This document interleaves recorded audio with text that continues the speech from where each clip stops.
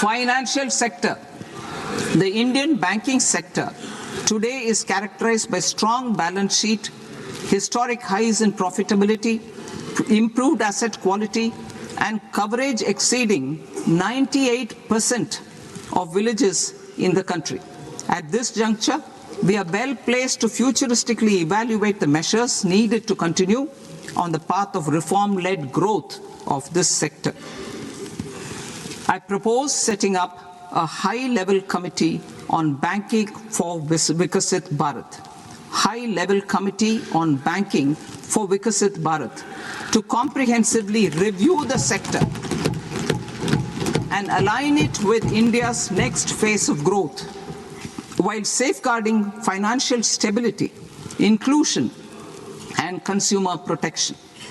The vision for NBFCs for Vikasit Bharat has been outlined with clear targets for credit disbursement and technology adoption in order to achieve scale and improve efficiency in the public sector NBFCs. As a first step, it is proposed to restructure the Power Finance Corporation and Rural Electrification Corporation.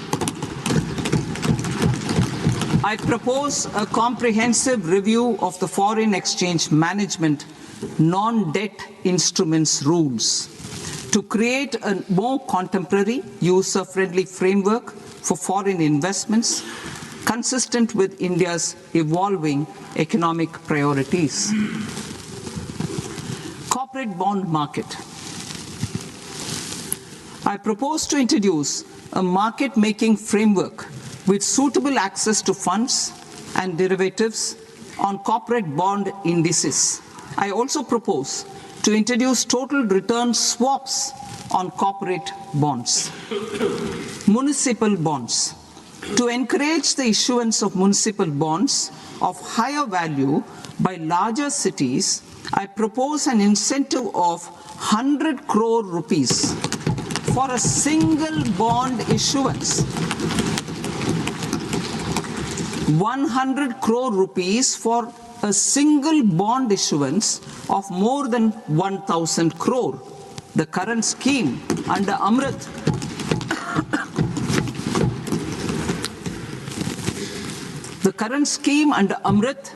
which incentivizes issuances up to 200 crores only, will also continue to support smaller and medium towns.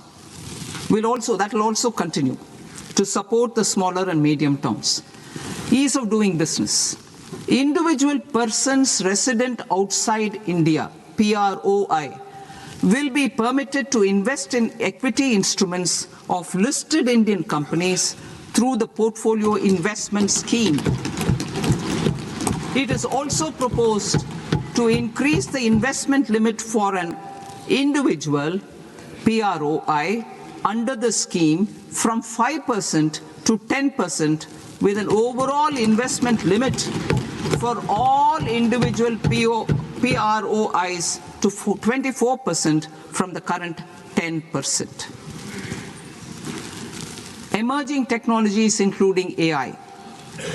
21st century is technology driven. Adoption of technology is for the benefit of all people. Farmers in the field, women in STEM, youth keen to upskill, and Divyangjan to access newer opportunities. The government has taken several steps to support new technologies through AI Mission, National Quantum Mission, Anusandhan National Research Fund, and Research and Development and Innovation Fund. Our second kartavya is to fulfill aspirations and build capacities. Close to 25 crore individuals have come out of multi-dimensional poverty through a decade of our government's sustained and reform-oriented efforts.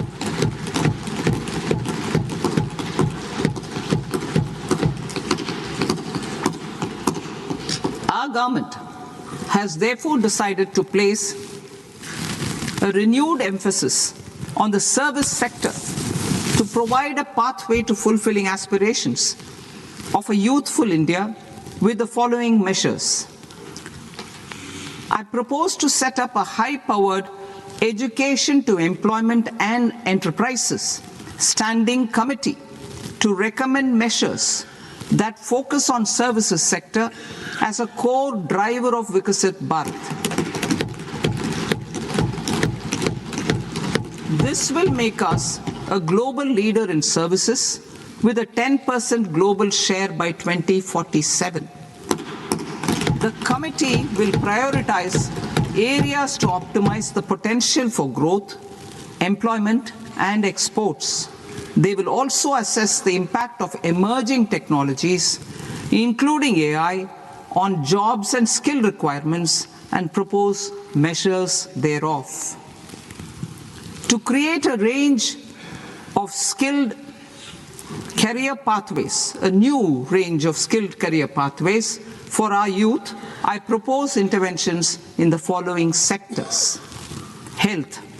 Existing institutions for allied health professionals will be upgraded and new AHP institutions established in private and government sectors.